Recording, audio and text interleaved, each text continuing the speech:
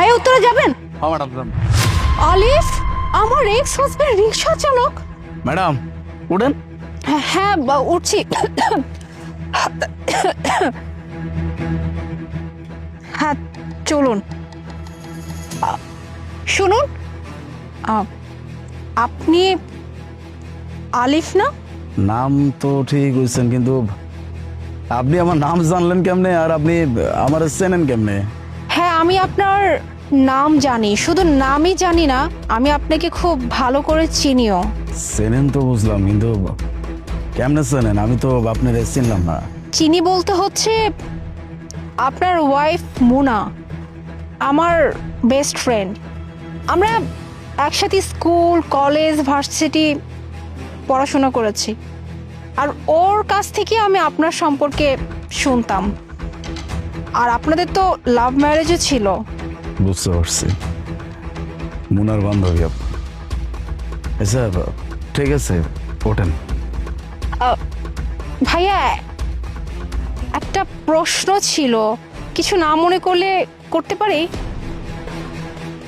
ভাইয়া আমি তো মুনার কাছ থেকে আপনার সম্পর্কে অনেক কিছুই শুনেছি, ও অনেক কিছুই বলতো আমাকে। আর আপনি তো অনেক বড় একজন বিজনেসম্যান ছিলেন, কয়েকটা কোম্পানি ছিল আপনার। তাহলে আপনি এই রিক্সা নিয়ে রাস্তায় রিক্সা চালাচ্ছেন, আমি না ঠিক বুঝতে পারছি না। আর মুনা মুনা কোথায়? ম্যাডাম অনেক বড় একটা কাহিনী, বাদ দেন না, মানুষের জীবনে তো কত কিছু হয়। আপনি ওঠেন। ভাইয়া আমি আপনার সময় নিয়ে ফেলছি, তার জন্য আমি আন্তরিকভাবে দুঃখিত। কিন্তু ভাইয়া ব্যাপারটা কি হচ্ছে, মানে আপনার সম্পর্কে তো আমি জানি, ওই যে আপনি অনেকগুলো কোম্পানির মালিক ছিলেন, কোটি কোটি টাকার মালিক আপনি। আর মুনা সবসময় আপনার কথা বলতো, কিন্তু শুরুতে যখন আমি আপনাকে দেখেছি আমি না আসলে ওভাবে চিনতে পারিনি। পরবর্তীতে যখন আপনি কথা বলে তখন আমি আপনাকে চিনতে পেরেছি। কিন্তু আপনি এইভাবে রাস্তায় রিক্সা কেন চালাচ্ছেন? মানে আপনার এই অবস্থা কেন? প্লিজ ভাইয়া, প্লিজ কিছু না মনে করলে আমাকে একটু বলুন না যে আপনার জীবনে এমন কি ঘটেছে যার জন্য আজকে আপনি রাস্তায় রিক্সা চালাচ্ছেন। কথা আছে না ম্যাডাম, বাপ কোনোদিন বাপরেও সারে না। জীবনে অনেক বড় একটা পাপ করছিলাম। আপনার বান্ধবী বোনা, যে মানুষটা আমার এত ভালোবাসছে, আমি সেই মানুষটারে ছাইরা দিছিলাম। কি কি বললেন আপনি? আপনি আপনি আপনার ওয়াইফকে ছেড়ে দিয়েছেন, কিন্তু কেন? আমরা ভালোবেসেই বিয়ে করছিলাম। খুব সুন্দর সংসার ছিল আমাদের, ছোট্ট একটা সংসার। আমার বিজনেস, ওয়াইফ, সবকিছু নিয়ে বেশ ভালোই ছিলাম।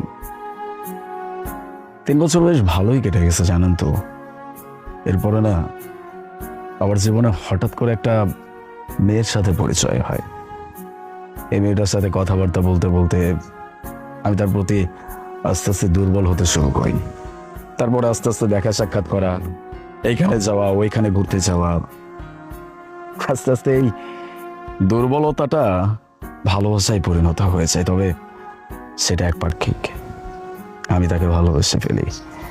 এরপর থেকে নিজের বউকে আর ভালো লাগে না।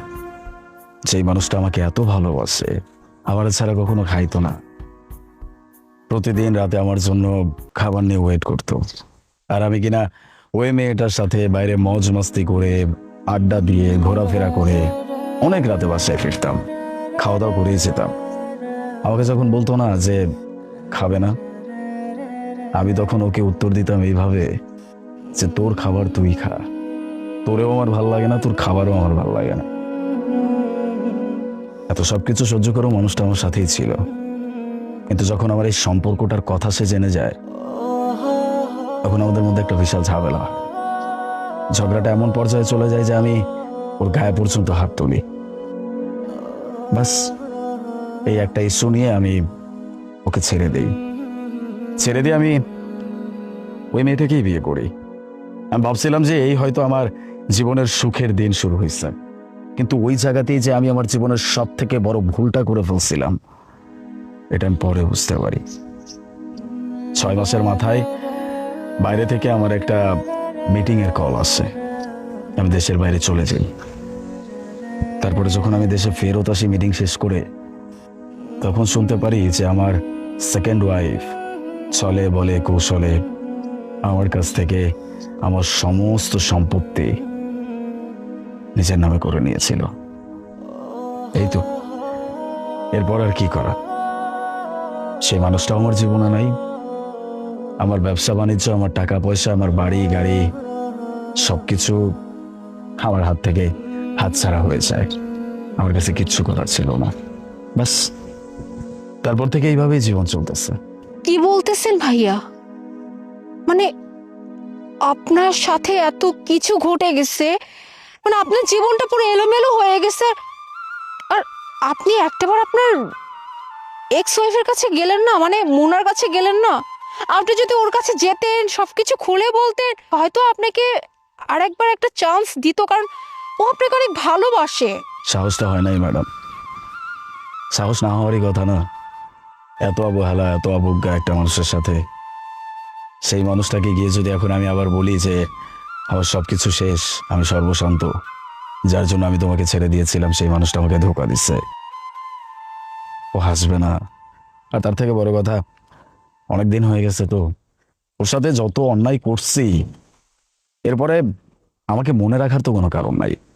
হয়তোবা নিজের জীবনে সামনে এগিয়ে গেছে, কাউকে বিয়ে করে সুখে সংসার করতেছে।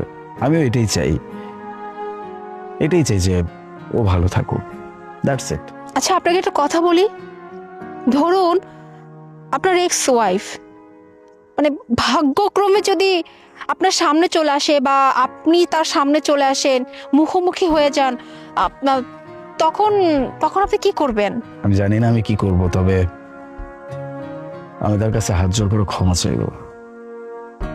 আমি জানি আমি ক্ষমা পাওয়ার যোগ্য না, তারপরেও মনের একটা খায়েশ থাকে না, বলতে পারেন এটা আমার মনের শেষ একটা খায়েশ। এত ভালোবাসার একটা মানুষের সাথে এত বড় অন্যায় করে ফেলছি, তার কাছে যদি বেঁচে থাকা অবস্থায় ক্ষমা না চাইতে পারি, মরে গেলেও না আসলে মনের একটা কোনায় একটা আক্ষেপ থেকে যাবে। তো তোমার সামনেই আছে, চেয়ে নাও ক্ষমা। মোনা, তুমি? হ্যাঁ, আমি। I am sorry Mona, I am extremely sorry. Sorry ওয়ার্ডটা আসলে বলার মুখ আমার নাই, তারপরেও তোমার কাছে আমি ক্ষমা চাই। আমি জানি আমি তোমার সাথে অনেক বড় অন্যায় করছি, এই অন্যায়ের কোনো ক্ষমা হইতে পারে না। এরপরেও আমি তোমার কাছে হাত জোড় করে ক্ষমা চাই, পারলে আমাকে ক্ষমা করে দিও। আলিফ, আমি তোমাকে অনেক ভালোবাসি, হয়তো তোমার থেকেও বেশি, কিন্তু তোমাকে আমি এই অবস্থায় দেখবো, বিশ্বাস করো, আমি আমি কখনো একটা কল্পনাতেও ভাবি নাই। হ্যাঁ, আমি মানছি যে তুমি আমার সাথে অনেক বড় একটা অন্যায় করছো, যে অন্যায় কোনো ক্ষমা হয় না, কিন্তু বিশ্বাস করো, যেদিন তুমি তোমার জীবন থেকে আমাকে তাড়িয়ে দিয়েছিলে, আমার কাছে মনে হয়েছিল আমার জীবনটা একদম শেষ। আর তাই হয়েছিল জানো, আমি আমি এতটাই ডিপ্রেসড হয়ে গেছিলাম যে আমার কাছে মনে হয়েছে যে না, আমি আর বাঁচবো না।